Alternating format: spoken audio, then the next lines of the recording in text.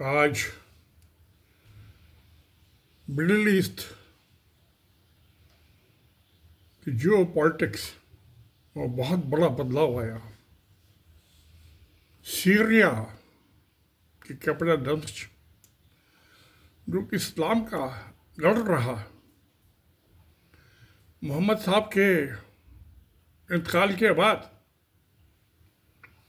तकरीबन 200 साल बाद ये कुरान का कंपाइलेशन चालू हुआ और दो खानदान उम्मीद खानदान थे, उसके बाद एक और थे। उनको जो अच्छा लगा उन्होंने कुरान में डाल दिया, जो अच्छा नहीं लगा उसको कूड़ेदान में डाल दिया। ऐसे हुआ कंप्लाई। तो इसलिए कितने भी मजहब के धर्म हो, जिन्होंने उसको चालू किया, जैसे इस्लाम मोहम्मद साहब ने चालू किया, उनके जीवन काल में कुरान का कंपाइलेशन नहीं हुआ। ऐसे ही जीसस क्राइस्ट, ईसा मसीह, उनके भी जो बाइबल है, न्यू टेस्टामेंट है, जिसको हम कैथोलिक बाइबल भी बोलते हैं, तो उनके मरने के बाद 200 साल के बाद, उनके क्रूसिफिकेशन के बाद, उनको फांसी पर लटकाने के बाद 200 साल बाद उसका भी कंपाइलेशन हुआ। और जो ये हिब्रू बाइबल है, यानी कि यहूदियों की, जूस की जो बाइबल है, जिसको ओल्ड टेस्टामेंट भी बोलते हैं, उसका कंपाइलेशन तो कुछ पता नहीं चलता, क्योंकि उसमें जिक्र आया 10 कमांडमेंट्स। मैंने फिल्म भी देखी थी वो बहुत साल पहले, जब मैं स्टूडेंट लाइफ में था। जब मैं 18-19 साल का था, अब तो मैं 80 साल का हो गया। तो हॉलीवुड की वो फिल्म देखती, 10 कमांडमेंट। एक सिनेमा हॉल होता था मेरठ में, 8 आने में उस टाइम मिलता था, सोफे को जहाँ चाह वहाँ खिसका के बैठ जाओ। आर्मी का था वो सिनेमा हॉल। तो मैंने वहाँ 10 कमांडमेंट्स भी देखे, बैन हुर भी देखी और क्लियोपेट्रा भी देखी। 3 फिल्में मुझे याद है आज, बाकी तो भूल भाल गया, जमाना बीत गया। 60-62 साल पुरानी बात हो गई जब ये फिल्में देखी थी। अब ये मामला जो सीरिया का बहुत भयानक हो गया। इसमें अभी तकरीबन 3-4 साल पहले भी लड़ाई चल रही थी, और जो असद, जो वहाँ का प्रेसिडेंट था, उससे पहले उसके भाई थे, पिताजी थे। 50 साल से उस फैमिली का राज चल रहा था सीरिया में, और बहुत आदमी मारे, अपनी आदमी वो मारते हैं। आजकल हिंदुस्तान में भी तो यही हो रहा है ना सब। एक प्रचारक आरएसएस का दूसरे प्रचारक की हत्या कर देता है। सत्ता, कुर्सी के लिए। ये कोई नई बात नहीं है। तो ऐसी सब जगह होता है। डेमोक्रेसी में भी होता है। अपने भी आरएसएस भी एक पॉलिटिकली पार्टी है, वैसे वो कुछ ही कहता रहे अपने आप को। उसने भी बहुत हत्याएं कर रही हैं। तो इसने, असद ने भी, ये कहते हैं तब 1 लाख सीरियस की हत्या कराई, तड़फा तड़फा के। जेलों में बहुत बड़ी बड़ी जेलें थी, हाथ पांव बांध के पिटाई की। ये जो सऊदी अरबिया है, इसने भी जब, क्या था, यूनान पे हमला किया, एक छोटा सा हिस्सा सऊदी अरबिया का टिप पे 3 लाख आदमी मार डाले, कोई किसी ने कुछ नहीं कहा। सऊदी अरबिया ने 3 लाख मार दिए, तो असद को क्यों बुरा कहने की जरूरत है? 1 लाख। दूसरी चीज है मीर कासिम, मीर जाफर और जगत सेठ, ये हमेशा हुए हैं, कोई नई बात नहीं है। जब ये प्लासी की लड़ाई में मुर्शिदाबाद के नवाब साहब और उनके प्रधानमंत्री और सेनापति मीर जाफर को खरीद लिया क्लाइव ने, खरीदने के लिए पैसा भी तो चाहिए ना, वो दिया जगत सेठ ने। बिना पैसे के कोई चीज नहीं मिलती है मार्केट में। तो बिक गया मीर जाफर। फिर बाद में वो नवाब बन गया मुर्शिदाबाद का। तो खैर चलता रहा। मगर आज के हम 21वीं सेंचुरी में, वो तो 1747 की बात हो गई, 1750 तक के बीच की।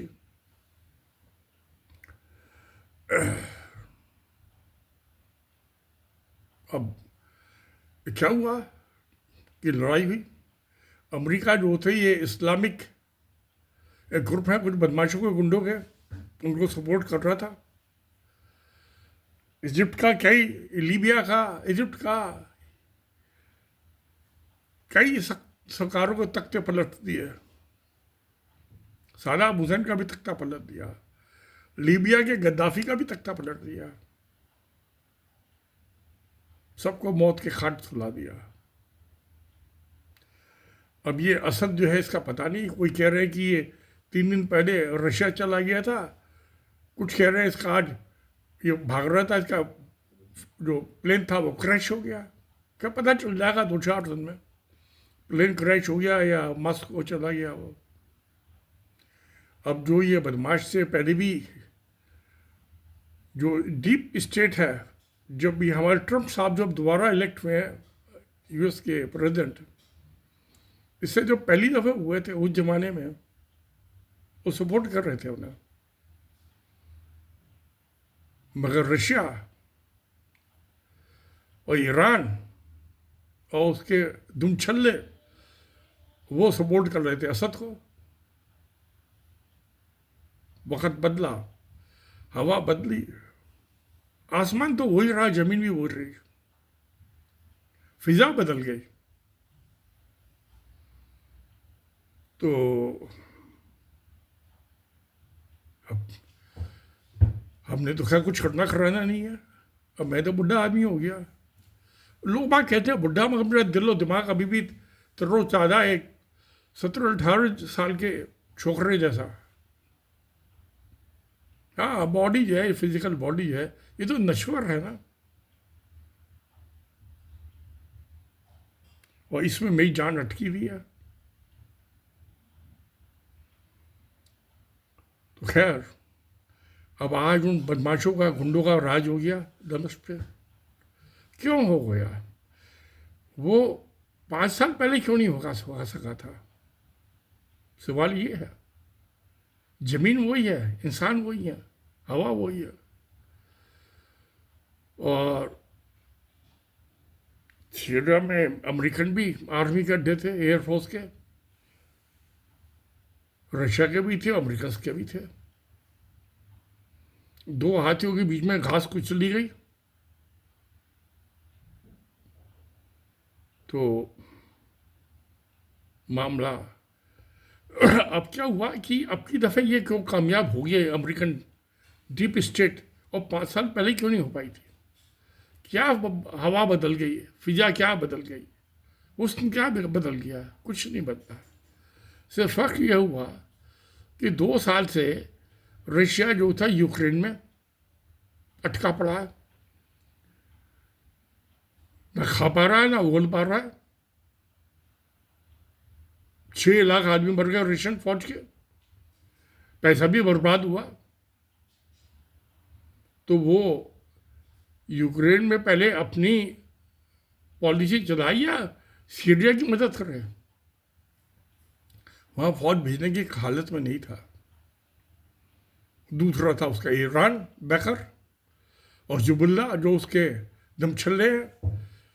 कुछ सुन्नी जो शिया जो थे वो सीरिया में भी थे, ये लेबनान में हिजबुल्लाह था, और ईरान तो है ही 95% शिया कंट्री। अब ये इजराइल ने पिछले 1 साल से, जो ईरानियन आर्मी का कमांडर था, सीनियर कमांडर, उसकी बमबारी में सीरिया में हत्या कर दी। ईरान नाराज था। हिजबुल्लाह था, उसकी सारी टॉप की पॉलिटिकल और आर्म फोर्सेस की लीडरशिप थी वो ख़त्म कर दी। तो हिजबुल्लाह जब उनकी अपनी लीडरशिप ख़त्म हो गई, फौजी और पॉलिटिकल, तो वो किसकी मदद करे? वो भी सीरिया नहीं जा सका मदद करने, ईरान भी नहीं कर पाया, क्योंकि उधर उसका भी उसको भी डर हो रहा था इसराइल का। बड़ी भयानक बात है। अब वो पहले अपनी जान बचाए इसराइल से, ईरान या हिजबुल्लाह की मदद करे। तो जैसे सऊदी अरबिया ने और कुछ कंट्री ने, इजिप्ट, उन्होंने अब्राहम अकॉर्ड कर लिया इसराइल के साथ, ऐसा मुझे लग रहा है कि कुछ दिन में सीरिया से भी अकॉर्ड हो जाएगा, अब्राहम अकॉर्ड।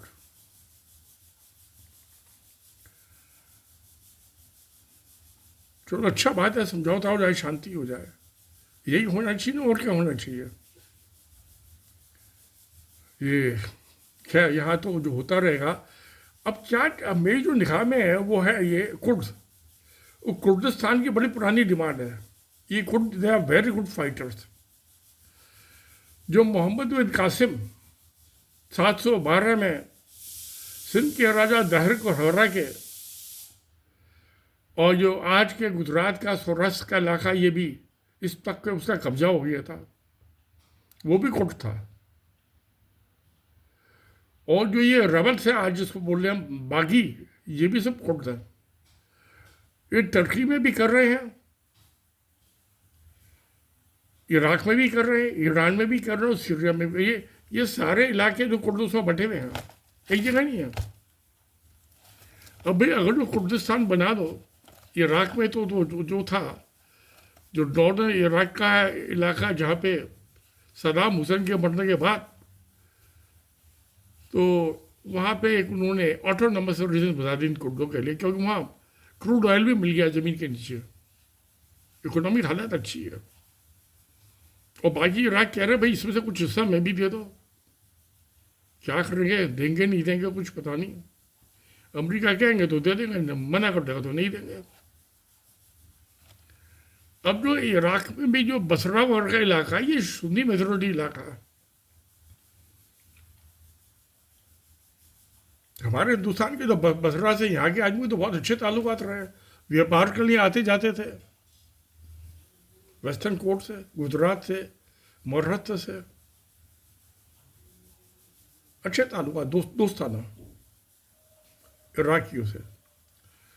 मगर ये यहाँ तो गड़बड़ हो गई, भयानक गड़बड़ हो गई। अब ये राष्ट्रपति तो आते जाते रहते, अब बाइडन आए, अभी खैर ये तो उसने ओथ नहीं लिया है, 20 जनवरी को लेगा ट्रंप तो। नक्शे कदम पे जो है डीप स्टेट जो होते हैं, इंटेलिजेंस एजेंसीज, असली लड़ाइयाँ इंटेलिजेंस एजेंसी लड़ते हैं, जासूस। अभी जो प्रेसिडेंट है ईरान के, इससे जो पहले प्रेसिडेंट थे उनका तो देहांत हो गया हेलीकॉप्टर क्रैश में। उनसे पहले जो थे वो कहते हैं इसराइल के जासूस हमारी ईरान की जासूसी एजेंसी में टॉप के लेवल में बैठे हुए हैं। क्या करें, ये तो पॉलिटिकल आदमी तो वोट लेते हैं, जीत जाते हैं इलेक्शन। ये सारी दुनिया में फैले हुए जासूस। इंडिया में भी 2 किस्म के जासूस हैं। एक तो आईबी वाले, इंटेलिजेंस ब्यूरो वाले, जिसका कोई कानून नहीं है, ब्रिटिश पीरियड से ही है, ईस्ट इंडिया कंपनी के ज़माने से इंटेलिजेंस ब्यूरो, और कानून उसका आज तक नहीं बना। एक है raw, research and intelligence wing, वो एक्सटर्नल है। जैसे निज्जर की हत्या कर दी कनाडा में, वो रॉ के एजेंटों ने की थी। पन्नू की हत्या करने की अटेम्प्ट टू मर्डर किया यूएस में, उसमें भी उन्हीं का हाथ था, और रॉ वालों का। और नेशनल सिक्योरिटी एडवाइजर और पॉलिटिकल जो था वो अमित शाह, होम मिनिस्टर। तो ये जासूसी एजेंसियां करती रहती हैं ये ड्रामा। अब ये बांग्लादेश की हसीना ये कह रही है कि जो मुझे एक आया था अमेरिकन मिलने, और एक छोटा सा वो था, वो कहते ये हमें दे दो जिससे हम अपना एयर वहाँ पे नेवी और एयरबेस बना सकें। नहीं दिया तो इसने तख्ता पलट दिया, जनता को भड़का दिया शेख हसीना के खिलाफ। पड़ी है इंडिया में, पड़ी हो रहा है। तो ये होता है, ये इंटेलिजेंस एजेंसी का काम ही जो अपनी बात नहीं माने उसका तख्ता पलट करना है ना सत्ता का। क्योंकि एक चक्कर ये है कि रशिया को भी हॉट वाटर पोर्ट चाहिए था, वो था सीरिया में। अब चाइना को भी, चाइना में बड़ी बर्फ पड़ती है, ठंडा इलाका है, उनको भी हॉट वाटर पोर्ट चाहिए। वो चाहते हैं कि बे ऑफ बंगाल में, तो वहाँ से हम जो है आ जाए। अब ये मैंने एक मोटा रफ स्केच बनाया है, आप ये देखिए। ये थाईलैंड की जो है, ये थाईलैंड जहाँ ये मैंने रेड कलर से शो किया है, ये पूंछ निकल रही है, तकरीबन 300 नॉटिकल माइल है। यानी कि इसका चक्कर लगा के बे ऑफ बंगाल में आएगा। तो उनका भी 40 किलोमीटर की, जैसे स्विच कैनाल है, पनामा कैनाल है, तो यहाँ जो है ना, जैसे मैंने दिखाया है, ऐसी कैनाल बना दो 40 किलोमीटर वाली, 2-3-4 साल में बन जाएगी। आजकल तो टेक्नोलॉजी बहुत एडवांस हो गई है। तो ये सीधा जो है चाइना के जो शिप्स हैं वो यहाँ से आ जाएंगे, तो ये नॉर्थ ऑफ अरेबियन सी, ये थाईलैंड जो गल्फ है यहाँ से, वो सीधे तो 3 दिन का जो ट्रेवलिंग टाइम वो बच जाएगा, और 600 किलोमीटर का ये राउंड ट्रिप बच जाएगा। जो ये नीचे मलक्का स्ट्रेट है, ये मलक्का स्ट्रेट जो है, यहाँ बहुत ट्रैफिक जाम होता है शिप्स का, तो ये ट्रैफिक जाम खत्म हो जाएगा। तो मलेशिया की और ये इंडोनेशिया की इनकम खत्म हो जाएगी जब शॉर्टकट मार के यहाँ से आ जाएंगे वो चाइनीज शिप। और जापानी शिप वो सभी इस्तेमाल करेंगे, जैसे स्वेज कैनाल को, पनामा कैनाल को सभी इस्तेमाल करते हैं। इंडिया भी करेगा, जापान जाने इनको भी शॉर्ट पड़ेगा। तो ये होना चाहिए। अब चाइना जो है, थाईलैंड तो ऑफर कर चुका है चाइना को, BRI जो है, बेल्ट एंड रोड इनिशिएटिव, कि भी 40 किलोमीटर लंबी कैनाल बना दो, तो थाईलैंड को जो इससे शिप पास होंगे उनको टैक्स देना पड़ेगा, टोल। जैसे सुएज कैनाल से जाने के लिए, पनामा कैनाल से जाने के लिए मैक्सिको के नॉर्थ में, तो उसकी आमदनी का एक जरिया बन जाएगा थाईलैंड की। उसके समुद्र से वहाँ से जाए एक तो दूसरे, तो उसको टैक्स तो मिलेगा ना, टोल टैक्स लग गया, फोकट में तुमको आने जाने नहीं देगा। तो ये डेवलप होने मुझे दिखाई देता, ज़्यादा टाइम नहीं है। और ये बांग्लादेश तो अपना इंडिया के चंगुल से निकल के US के और चाइना के चंगुल में आ गया। कुछ चाइना के वो तो चाहता सीधा जो है, मैं ऊपर से जो है, ये जो चिकन नेक है भूटान के और सिक्किम के बीच में, यहाँ से निकल के सीधा दार्जिलिंग से हो गए और ये बे ऑफ बंगाल पहुँच जाऊँ। ये तीस्ता रिवर के पैरेलल। अब तो इंडियन गवर्नमेंट अच्छी सड़क बना दी है। जब मैं दार्जिलिंग से आया था सिक्किम से लौटते टाइम, अच्छी बन रही थी सड़क, काफ़ी तो बन गई है। तो इस पर इससे चीन को बहुत सहूलियत हो जाएगी। तो इसको ज़्यादा टाइम नहीं लगने वाला। क्यों? क्योंकि इंडिया में तो एक बड़ा क्राइसिस हो रहा है। ये मोहन भागवत और नरेंद्र मोदी मस्जिदों के नीचे और कब्रिस्तानों के नीचे भगवान ढूंढते फिर रहे हैं। अब यहाँ की आबादी जो है, औरतें 1-2 बच्चा पैदा कर रही हैं, वो कह पे 3 बच्चे पैदा कर रही है। इतने बच्चे जो है, ये कम बच्चे हैं, इनसे कब्रिस्तान और सब 28,000 मस्जिदें हैं, 10,000 कब्रिस्तान है, पूरे खुद नहीं पाएंगे, बहुत टाइम लग जाएगा। तो जल्दी जल्दी बच्चे पैदा करो, जहाँ 3 बच्चे पैदा करो, 1-2 की जगह। वो औरतें बन के सब कांग्रेसी। इधर का आने के टाइम में था 1 या 2 बच्चे घर में होते हैं अच्छे, तो सारे कांग्रेसी बन गए सनातन धर्म छोड़ के। जो RSS के आदमी हैं वो तो शादी नहीं कर, बच्चे नहीं पैदा, ना तो मोहन भागवत कर रहा है, ना मोदी ने क्या बीबी को छोड़ा। तो वो दूसरों को कहने का इनको क्या हक है? वो 3 कर रहे हैं, 13 कर रहे हैं, ना कर रहे हैं। तो ये इधर थाईलैंड वाला जो है मसला, तो एक तो गढ़वाल पोर्ट जो बेल्ट एंड रोड इनिशिएटिव में चाइना जो है वहाँ से आ गया सीधा पाकिस्तान और ईरान के बॉर्डर के पास ने एक पोर्ट बना दिया, एयरपोर्ट भी बना दिया, सी पोर्ट भी बना दिया। इधर ये चाइना इधर से भी आ सकता है थाईलैंड के रास्ते से। तो जो हमारा कैलकाटा पोर्ट है वेस्ट बंगाल में, और बांग्लादेश में चटगांव में, मंगला और चटगांव यही दो डीप पोर्ट्स हैं, सी पोर्ट्स बांग्लादेश में। बाकी तो सब शैलो है, छोटे मोटे हैं, शैलो है। तो इधर से भी सुविधा तो हो जाएगी चाइना को। भाई सहूलत ही होनी चाहिए ना, व्यापार करना, धंधा करना सबको। हिंदुस्तान ने तो धंधा छोड़ के अभी सिखों का हत्या करनी शुरू कर दी। कनाडा में अमेरिका ताल्लुकात बिगड़ गए उससे, और हिंदुस्तान में कब्रिस्तान और मस्जिदें खोदनी शुरू में लगा, सब आदमी वहाँ लग गई, मैन पावर। तो आदमी को काम करने के लिए आदमी तो चाहिए ना।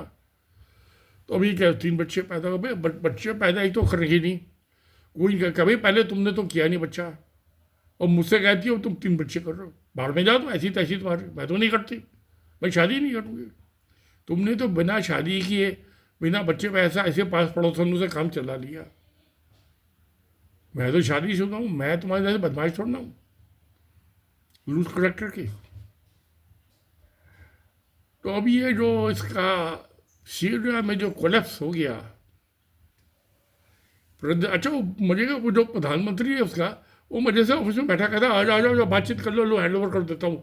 जैसे अफगानिस्तान में हुआ था, वो तालिबान को उसने बुला के कहा भैया तुम आ जाओ काबुल में, और लो संभालो अपना तुम ये धंधा, गोरख धंधा चलाओ अपनी सरकार।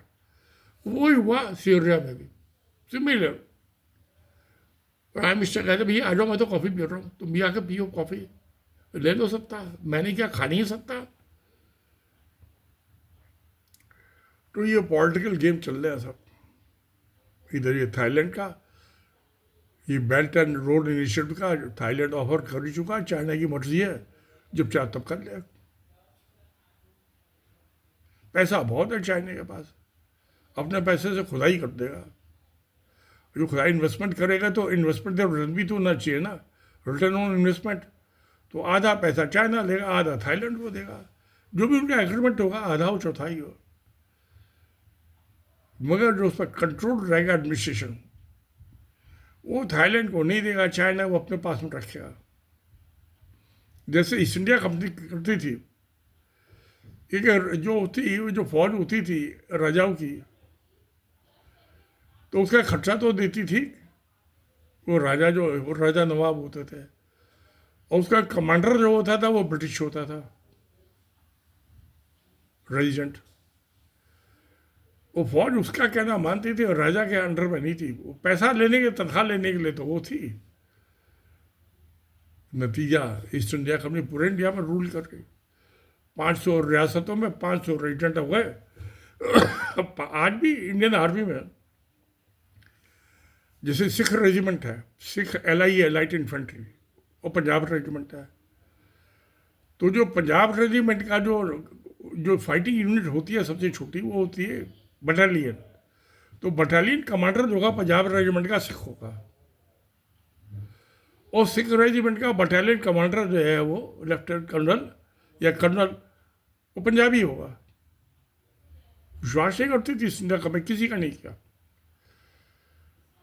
जो राजपूत रेजिमेंट में, उसमें राजपूत बटालियंस है, उसमें राजपूत नहीं होगा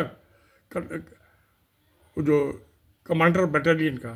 900 आदमी की बटालियन होती है,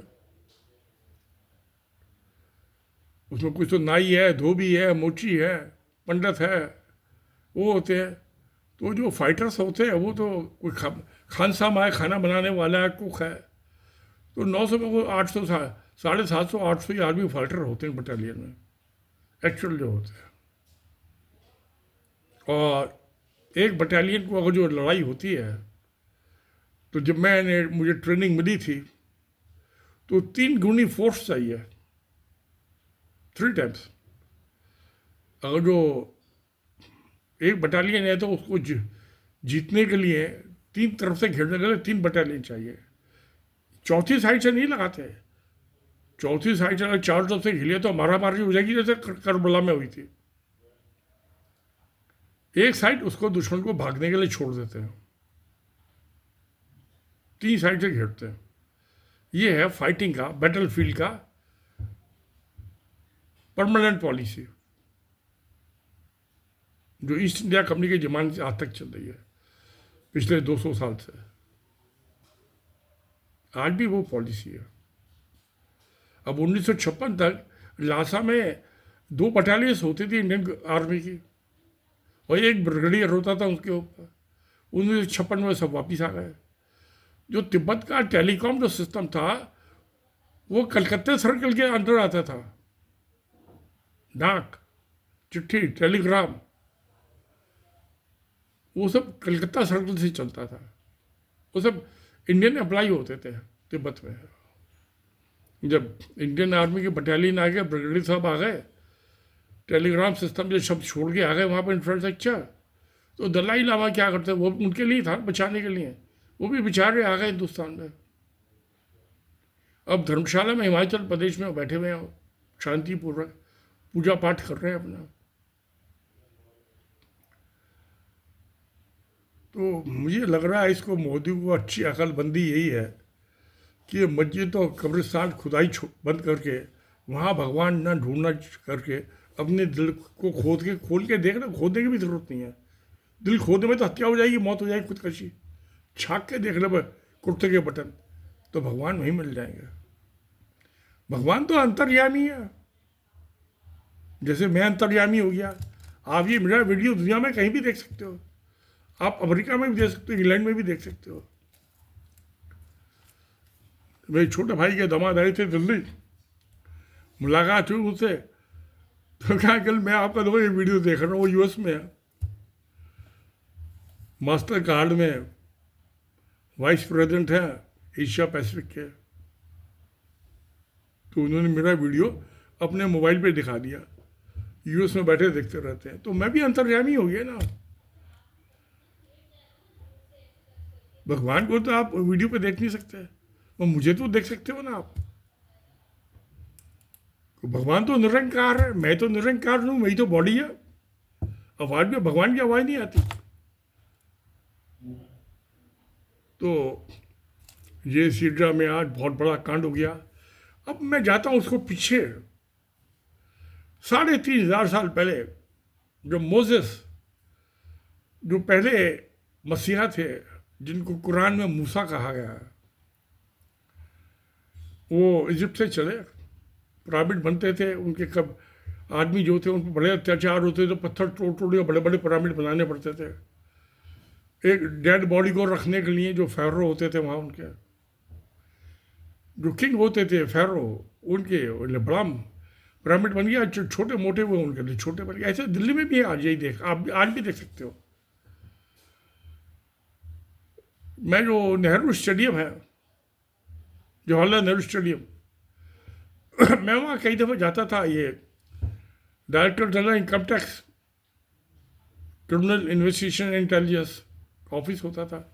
तो मैं बिल्डरों के खिलाफ कंप्लेंट होता रजिस्ट्री कराने जाता था। मेरे बेटे को और मेरी बेटी को जो फ्लैट अलॉट हुए थे उसमें बेईमानी हुई। तो जो बादशाह थे, जो बाबर से लड़ाई हुई पानीपत में, first war part, Ibrahim Lodi, वो फौज के साथ साथ जाते थे और जीते थे, मरते थे। तो इब्राहिम लोदी की तो पानीपत से बॉडी ला के वहाँ लोदी गार्डन में दफन कर दी उन्होंने। मकबरा बना लिया था अपने पहले। जो छोटे मोटे सरदार थे उनकी बॉडी को कोई नहीं लेके आया दिल्ली। आज मैं वहाँ 8 नंबर का गेट है जवाहरलाल नेहरू स्टेडियम का, तो वहाँ से मैं जाता हूँ, जो जहाँ ऑफिस है, बहुत लंबा चौड़ा इलाका है स्टेडियम। तो वहाँ लिखा हुआ फूटा गुंबद। वो किसने बनवाया था गुंबद वगैरह अपने को दफन होने के लिए, उसका नाम ही नहीं लिखा। तो बादशाह सलाह सुल्तान का तो लिख दिया, उसका जो छोटा मोटा कमांडर था उसका नहीं लिखा था। वो कह रहा फूटा गुंबद, कब आई नहीं लास्ट और तो कबर तो उसकी बनी नहीं ना। ये ऐसे है दुनिया की दास्तां, बड़ी अजीब गरीब है। तो ये अब जो सीरिया में हो गया, यूएस की डीप स्टेट इंटेलिजेंस और इजराइल की, तो पहले तो यूक्रेन में यूएस ने रशिया को पिलपिला कर दिया 2 साल की लड़ाई में। इधर 1 साल से ज़्यादा हो गया, इसराइल ने जो हमास था, हिजबुल्ला था, ईरान को पिलपिला कर दिया। जूस निकालो, इधर शंतरों को दबा के निकाला जाए। अब असाद को कौन बचाए? कोई नहीं बचाने वाला बचा। तो भैया ऐसा सबसे प्यार मोहब्बत करो, सबको नमस्कार करो, सबको धन्यवाद। सत्यमेव जयते। नमस्कार, धन्यवाद।